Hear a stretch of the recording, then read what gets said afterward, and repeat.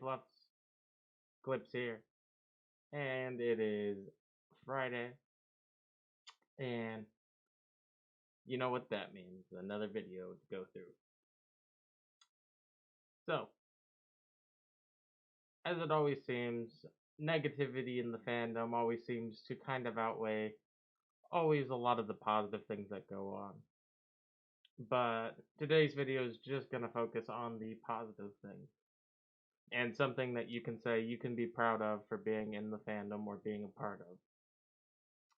So, one of the biggest things that I think that is the most amazing, at least being within the fandom, is the amount of charity that goes to local animal shelters, conservatories, etc. Local animal charities in general. Whatever con you go to generally sponsors one or has one that they generally go to.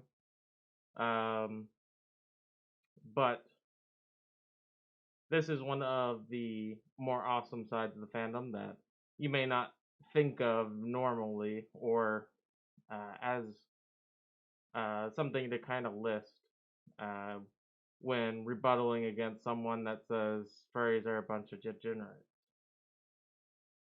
In three cons alone, MFF, AC, and FWA, a total of 208K was raised from just those three cons alone. Now, take it, these are some of the higher up cons that go around. Obviously, MFF and AC are the top two, and I think FWA was within the top 5 or 10. But these ones were just pulled just because they had a generally good statistic on some of their population and charity numbers that I could pull from to kind of um, crunch the numbers a little bit and do a little bit of estimation. Uh, if you include the anonymous match that was in the MFF, that total reaches 321,000, all for charities for animals to help, probably among other things, conserve animals, so animals that are dying out or becoming endangered due to operations that are harming their ecosystem or um, habitats. Or it could go through anything as simple as helping a local animal shelter feed an animal for a few days and do some rescues or something basic of that nature. Um, and that's just from three cons alone. If we were to do an estimate, there's about maybe hundreds of, or like 150 cons or so, at least described on the WikiFur page for listed known cons. There could be more, there could be less active. A lot of them probably aren't as active, obviously, right now. So a lot of information I'm going on is based on from 2019. So not all of them may be active at one time or active throughout the years currently. But just take the numbers with a grain of salt. If even the smallest con raised $5,000 at minimum, you're looking at a total of potentially $750,000 or 750K. Assuming that at most a small charity could raise at least 15K, you're looking at 2.25 million. Those numbers, while not may seem huge and everything, and they are definitely, but that is pennies for when it comes to um, how charities operate under everything. So they can go through millions like that. But the fact that you can even say that you've helped these charities even operate for a day just by supporting a hobby or doing something at your convention that goes towards the charity is something to be proud enough alone. Now, on top of that, um, that's just bare bones estimates of if some of the smaller cons do. Not maybe not all cons do donate to charity, so that may skew the numbers some bit. Some are more popular than others, so they may not be able to reach that kind of amount of money. And not to mention, there's probably people going to multiple of these, so um, some people that probably go to multiple are probably also bigger contributors when it comes to those charities. So that's also going to skew numbers. So it doesn't take away from the fact that, though, that regardless of any of the cons that you go to, they probably have some charity that gets sent, even if it's a few $100, even if it's a few $1,000, it all goes to generally a good cause to help the animals in which we so attentively dress up as and love to death. Now, one of the other things, moving on from like a lot of the gushy charity stuff, one of the things that I also uh, love is how that the furry fandom in general has probably one of the um, most artistic base within it. Now, not to say that a gaming fandom or like anime fandom doesn't have this a similar base. It's hard to really tell. But out of all the ones I could really think of that would do this, our group is one of the only few that you can literally say has a living, breathing economy within it. Take all the fursuits, for example, or artists that do commissions for your Sona or portraits or so. A basic fursuit could go anywhere from 2 to 8K depending on who the maker is and how skilled they are.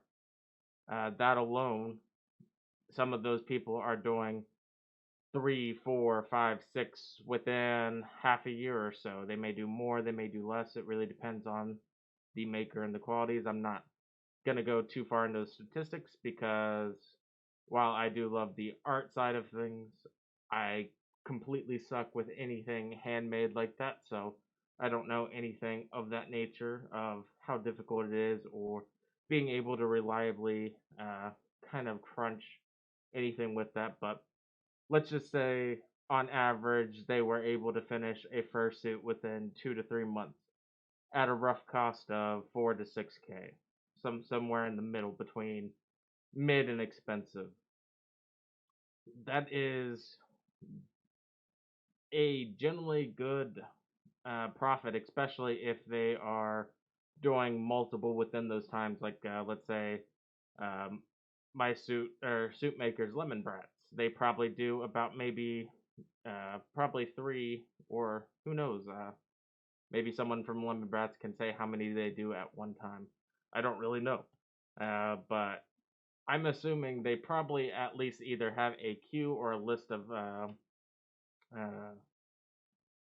a list that they work on consecutively. Because obviously, when one part of the sequence is done, someone's going to be sitting on their hands while the other stuff is going on, so they can just keep pushing through stuff. So there's probably some kind of demand or a supply chain like that that you got to think of.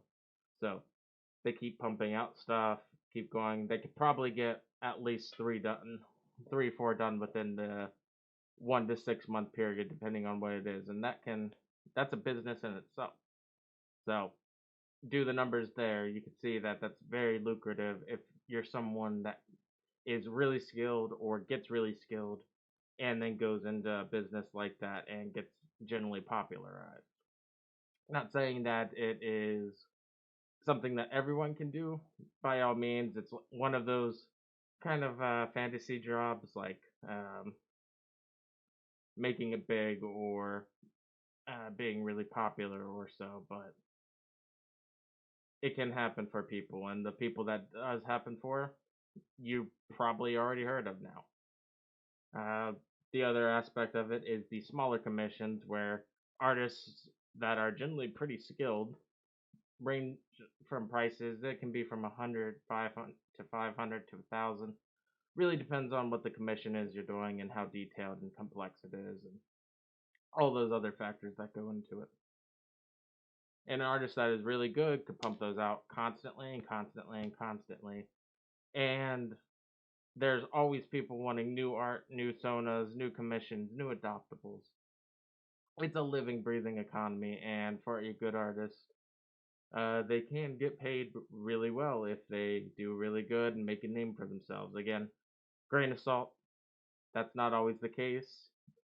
Even good artists that can make a name for himself may not even be able to make a decent living just because um, an unfortunate side effect is that there's always a lot of artists, so undercuts are going to happen or competition's going to happen. So while there is an economy, there is that competitive aspect to everything there.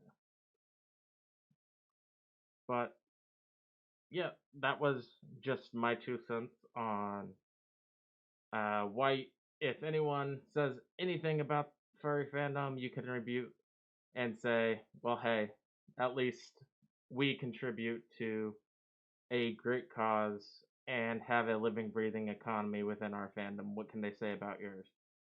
While it may not be as big as an anime fandom or a gaming fandom, which can generate more for charities and their things, which is great, there are a lot of other hobbies out there that can't say that they've raised that much for charity or that it goes to a good cause.